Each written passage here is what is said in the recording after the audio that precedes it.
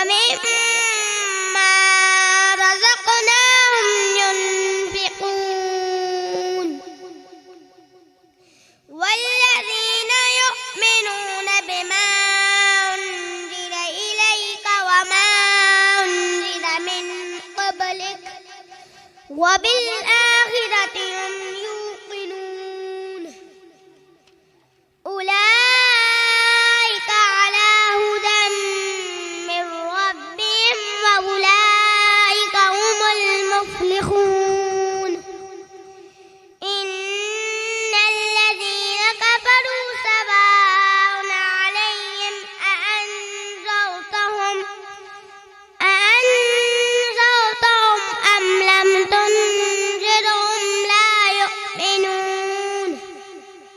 ختم الله على قلوبهم وعلى سمعهم وعلى أبصارهم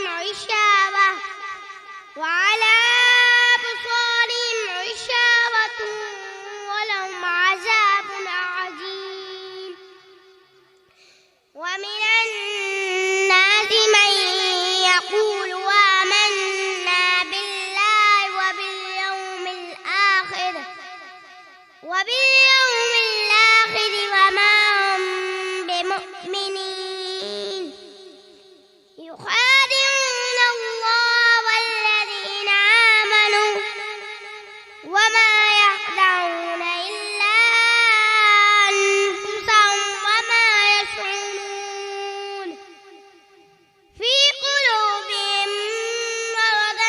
فزادهم الله مرضا ولهم عذاب عليم بما كانوا يكذبون وإذا قيل لهم لا تفسدوا في الأرض قالوا إنما نحن مصلحون ألا إنهم هم المفسدون ولكن لا يشعرون وإذا قيل لهم آمنوا كما آمن الناس قالوا ونؤمن كما